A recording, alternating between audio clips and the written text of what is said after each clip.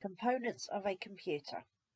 In this lesson, we're going to look at the remaining parts of the computer that can be removed, including where they are located and how to remove them. In this lesson, you will identify the key components within a standard computer system, demonstrate the location of components in a standard PC, and evaluate your knowledge of components in a computer. We're going to start by identifying the key components within a standard computer system. Now, I've started by showing you again the picture of the computer system with the back removed. We've obviously looked at several parts of the computer already. We're now going to look at 4 parts remaining that we haven't looked at yet that can be removed from the PC. First part is the power supply unit, located as shown. Now, the power supply unit will supply the electrical power for a computer. It supplies power to the motherboard and to all the memory drives. The second part is the graphics card. Now, this contains the GPU, which stands for Graphical Processing Unit, on it. Now, this is a piece of hardware inside your computer which helps it display high quality images, such as those used in games and videos. The next part is the optical drive. Now, this is used to read CDs and DVDs, which can be used to listen to music or watch movies. They can also be used to install software, play games, or write new information onto a disk. Obviously, the CD itself is classed as a source of memory. The final part is the motherboard. Now, this is the main circuit board in a computer. It is the most central part, and pretty much every different part of the computer is connected to it in one way or the other. We're now going to demonstrate the location of components in a standard PC, starting with the power supply unit. Now, the first thing to remove it, you would need to find the leads which attach to the motherboard.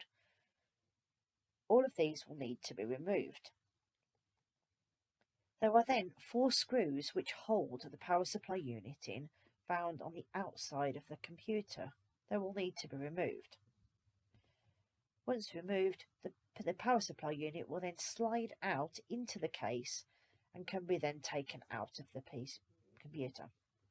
It is important that no screws from the PSU itself are removed, as they may contain hazardous materials. The second component is the graphics card.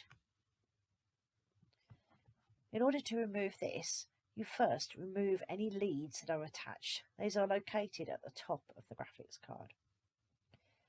There is then 1 screw that holds the graphics card in place. Once both of these have been removed, you will then find a small catch at the bottom of the graphics card. You must push this down until it clicks.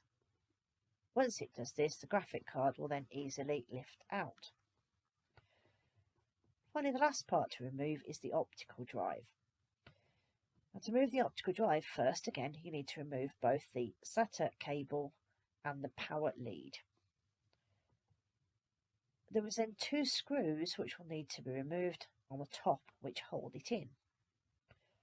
Finally, you then would push the drive forwards and it will come out of the front of the computer.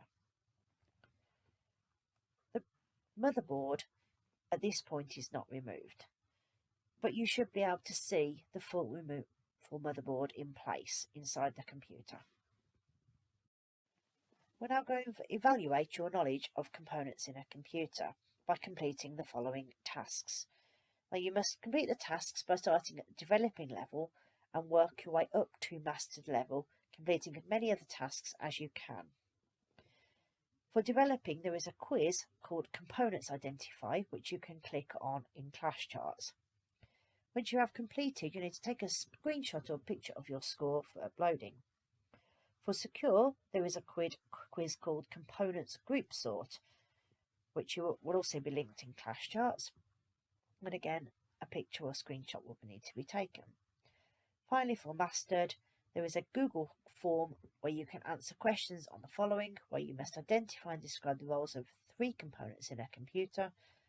And finally, identify which device will be best for backing up a computer and explain why. At each stage, you must take a picture of your responses and upload to ClassCharts.